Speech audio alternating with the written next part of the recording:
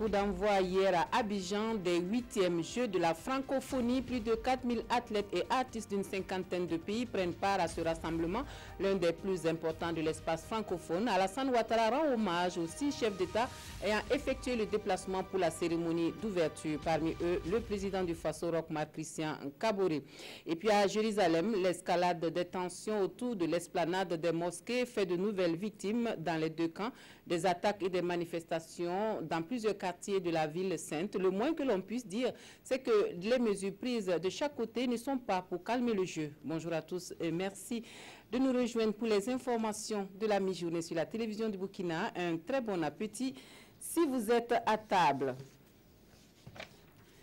4000 athlètes et artistes de 53 pays francophones réunis pour 10 jours de compétition dans plusieurs disciplines sportives et culturelles dans la capitale économique ivoirienne.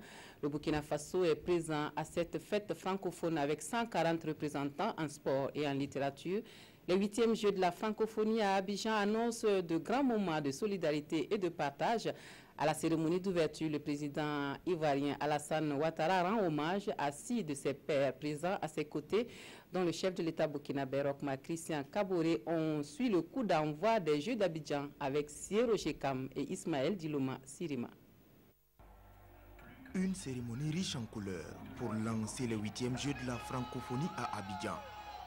Une demi-heure avant le début effectif de la cérémonie, c'est tout un stade qui, à travers l'écran géant, acclame l'arrivée de la délégation des chefs d'État. Après leur installation, place au défilé des représentants des 53 États qui prennent part à ces Jeux de la francophonie. La délégation burkinabé, forte de 140 artistes et sportifs, a fait admirer au stade Félix Houphouët-Boigny le Faso d'Anfani et les chapeaux de Saponné. Avant d'ouvrir officiellement les Jeux, Alassane Ouattara a fait une mention spéciale au président du Faso pour sa présence. Il a réitéré la même mention à l'endroit de 5 autres chefs d'État présents. Excellences, messieurs les chefs d'État, amis et frères qui ont bien voulu faire le déplacement, chers amis, merci d'être là. Après l'ouverture officielle, place à la fête. Elle débute par une chorégraphie avec plein de lumière et de couleurs, animée par une centaine d'acteurs. Ensuite, José, Kumba Gaolo,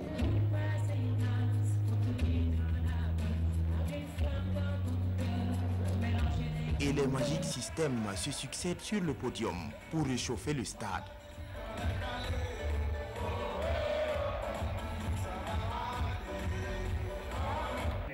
Autre moment solennel de cette cérémonie, le lâcher de 83 ballons représentant les pays membres de la francophonie.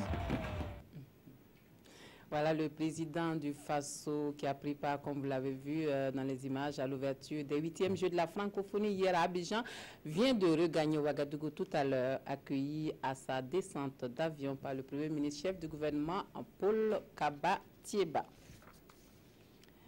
Actualité nationale à présent que nous ouvrons avec la douane qui accueille 176 nouveaux douaniers patriotes pour relever les défis de mobilisation de ressources financières pour l'État. De nouvelles compétences qui vont aussitôt rejoindre le terrain une fois les diplômes en main et les attributs de douaniers à l'épaule pour les besoins de la cause. La sortie de la promotion 2017 de l'École nationale des douanes avec Salifou Belem et Bouma Ernest Nebi.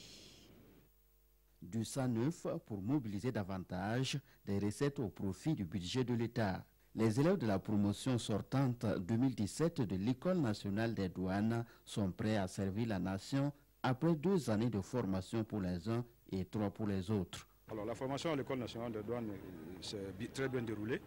Nous avons eu un bagage intellectuel nécessaire pour servir partout où besoin ce sera. L'une des missions primaires de l'administration des douanes, c'est de renflouer les caisses de l'État. Nous allons nous atteler à le faire avec plaisir. Patriotisme, c'est le nom de baptême donné à cette promotion sortante.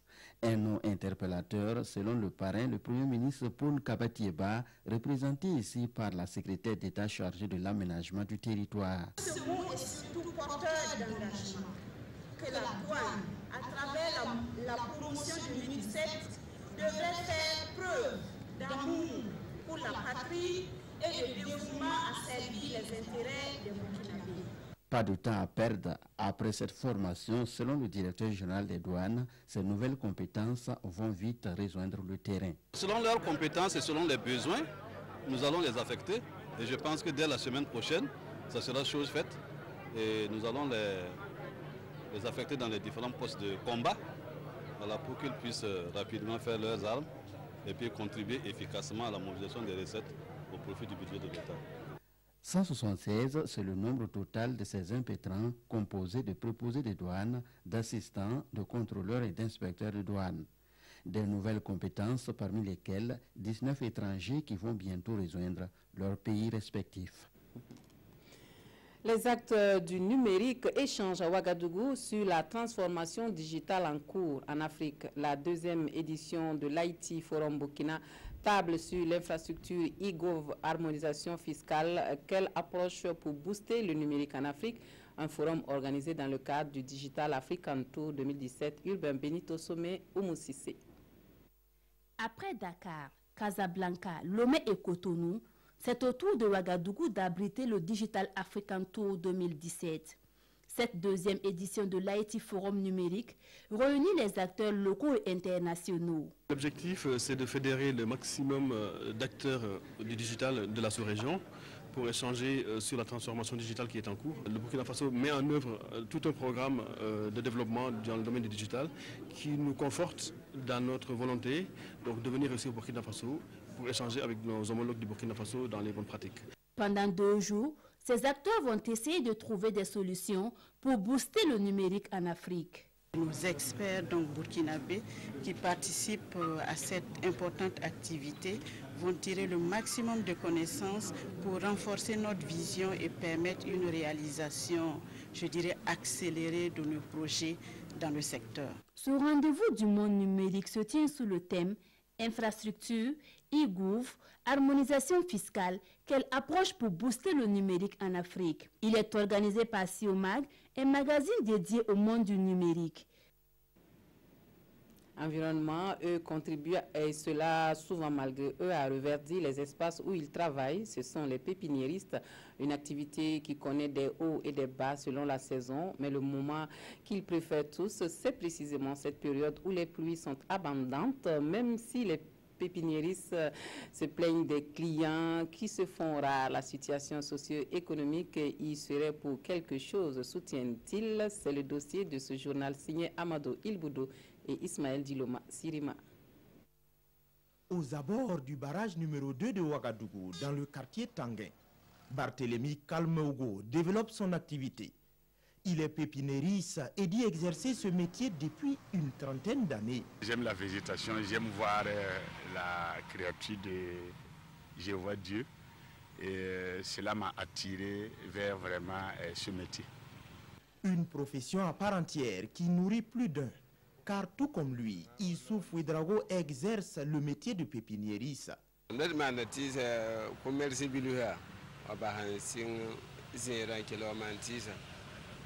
J'ai d'abord commencé en tant que maraîcher avant d'en venir au métier de pépiniériste. J'ai commencé ce métier depuis 2002 et par la grâce de Dieu, j'arrive à subvenir aux besoins de ma famille.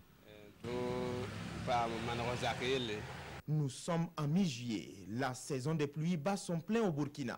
Et généralement, cette saison marque la période grasse pour les pépiniéristes. Mais cette année, la clientèle, disent-ils, n'est pas au rendez-vous. Les clients viennent petit à petit, mais cette année, c'est un peu lent. Habituellement, on a de l'affluence plus que ça. Nous espérons que le meilleur reste à venir, puisque la saison de pluie continue. Habituellement, en saison pluvieuse, quand même, on a de la clientèle, mais bon, contrairement aux autres années, cette année, il n'y a pas l'affluence pour le moment. Je me dis pour le moment, nous sommes en début juillet.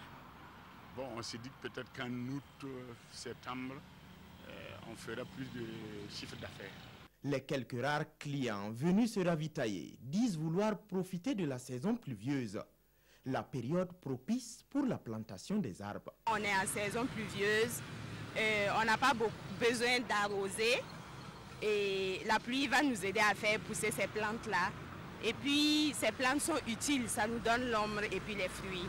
J'ai creusé des trous il y a près d'un mois et j'ai apprêté ces trous en mettant du fumier et je vais profiter de la pluie qui est en train de descendre. Cependant, l'exercice de ce métier n'est pas sans risque car de nombreux problèmes entachent la bonne marche de leur activité. Il y a souvent manque d'eau. Nous sommes à côté du barrage, mais le barrage tarit et du coup nos puits aussi. Donc, par manque d'eau, il nous arrive de voir des pertes. L'un des problèmes, c'est que les gens n'ont pas de considération pour notre métier. Et nous ne souhaitons pas vraiment que nos enfants aussi héritent de ce métier. Également, il y a trop de bruit autour de notre emplacement. Et vraiment, tout ce qui les importe, c'est de nous déguerpir. Ça, c'est un véritable problème pour nous. En attendant, la saison des pluies continue son avancée. Issouf et Barthélemy espèrent une stabilisation de la situation socio-économique nationale afin de tirer profit de cette période d'hivernage. Des infrastructures d'hébergement pour améliorer la capacité d'accueil et les conditions d'internat à l'Institut international de l'eau et de l'environnement des IE. 720 chambres supplémentaires dans le cadre du projet Fonds additionnel de la Banque mondiale. Ces bâtiments ont coûté 10 millions de dollars. On suit l'inauguration avec Jean-Eudes Bayala et Zubaviel David Dabiri. 12 bâtiments neufs de 60 chambres chacun, équipés de mobilier au profit de l'Institut international de l'eau et de l'environnement des IE.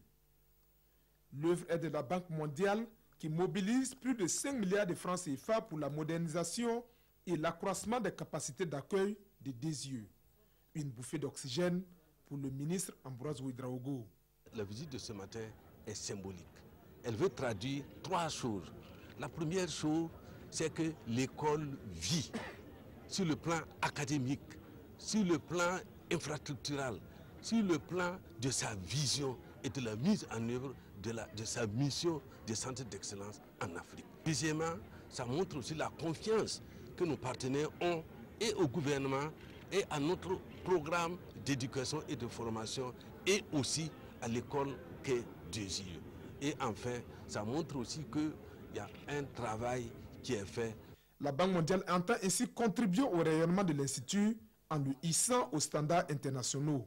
Regardez, la mission principale de la Banque mondiale, c'est de réduire la pauvreté dans le monde. Et on réduit la pauvreté à travers l'investissement dans le développement. Et pour nous, sans l'accès à l'infrastructure, sans l'accès à l'eau, sans l'accès au mode d'appui au développement, on ne peut pas réduire la pauvreté. Ce financement a également contribué à la viabilisation et à la sécurisation des campus DSIE de Ouagadougou et de Cambouensin. À présent, on prend les nouvelles de la situation qui prévaut à Konkonfouanou, c'est un mot de culture qui connaît des occupations pas forcément désirables. En 2015, par exemple, un déguerpissement a libéré l'espace pour des raisons de protection. Un retour progressif des anciens occupants fait l'objet de tensions en ce moment. Des précisions avec Alassane Kendrevego et Nazé Ouattara. Après l'ère de déguerpissement en 2015 pour occupation de zones pastorales, les populations de Konkonfouanou sont en train de revenir peu à peu dans leur hameau de culture. Et ce, depuis janvier 2016. Quand le gouvernement nous a chassés en 2015, certains sont à Koualou, au Bénin, d'autres au Ghana. Ceux qui étaient au Burkina étaient à Natchabouani ou à Fada.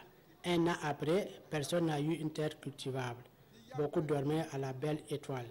C'est pourquoi nous sommes revenus. Depuis le 20 juin dernier, des patrouilles de police sillonnent pour protéger la zone pastorale. Des patrouilles qui ont provoqué la rumeur d'une deuxième éventuelle opération de déguerpissement. Nous n'avons jamais instruit une quelconque force d'aller déguerpir qui que ce soit pour le moment. Mais nous disons que les populations qui sont en train de s'installer dans cette zone, tant que la zone gardera sa vocation pastorale, ces populations devront se préparer à déguerpir. Des confidences des populations, elles ne sont pas contre le déguerpissement, elles demandent un nouveau site d'accueil avec l'accompagnement tissier. Et c'est là le nœud de ce bras de fer. Un hameau de culture, c'est quoi? On se déplace en hivernage de son village pour aller s'installer pour des besoins de production végétale. C'est ça un hameau de culture. Maintenant, les populations veulent faire la force à l'État pour faire de Konkoufoani un village. Pour le moment, cela n'est pas. Appliquons les textes. Les occupants de Konkoufoano sont majoritairement de la Nyanya, un déplacement des terres arides à celles fertiles et cultivables depuis 1983. Aujourd'hui, elles avancent avoir perdu tout intérêt avec leur village d'origine. On est là depuis 30 ans. On a tous oublié nos villages d'origine. Nos enfants, nos petits-enfants sont nés ici. Leur village, c'est ici. Ils sont chez eux ici et ils ont droit à l'école. C'est pourquoi elle continue d'implorer la clémence du gouvernement. Un mot sur la fête nationale d'Égypte. Les Égyptiens vivant au Burkina Faso ne veulent pas être en marge de la célébration. Et à la résidence de l'ambassadeur d'Égypte au Burkina Faso, on a marqué d'une pierre blanche cette date du 21 juillet où l'on commémore la transition du royaume à une république. Konsoun Koulibaly, Linda Kabouré. 21 juillet, fête nationale de l'Égypte. C'est en toute convivialité que les Burkinabés sont aux côtés des Égyptiens vivant au Burkina pour commémorer cette date. Il y a 65 ans de cela que l'Égypte est passée d'un royaume à une république. Un jour inoubliable qui marque un tournant décisif dans l'histoire du pays des pharaons. Le début a commencé par Monsieur le Président Gamal Abdel Nasser, c'est lui qui a conduit un mouvement de libération et qui a mené à la Première République. Et après lui, dans les années 70, Monsieur le Président El Sadat qui a pris la relève et continué avec la République, puis Monsieur le Président Moubarak.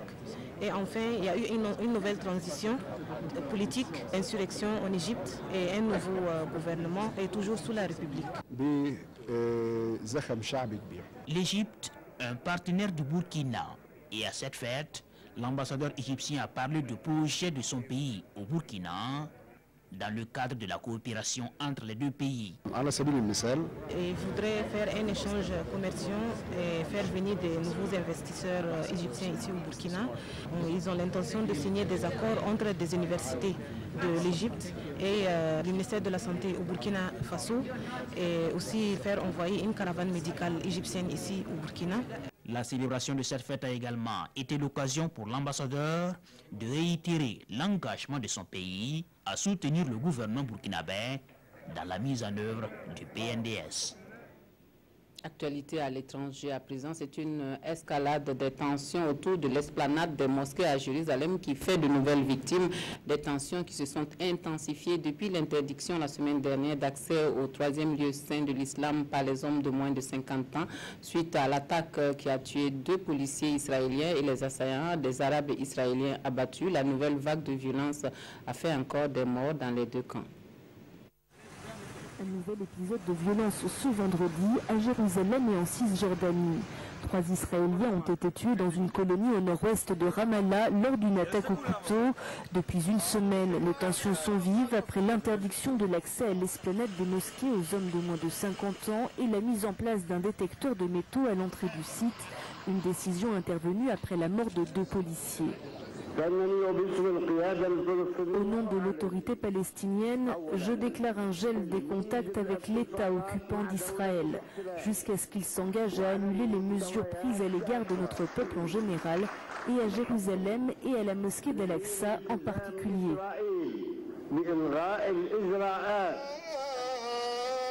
Un Palestinien a été abattu par l'armée israélienne ce vendredi après des heures à Jérusalem, tout comme 2 autres hommes, mais les circonstances de leur mort n'ont pas été précisées.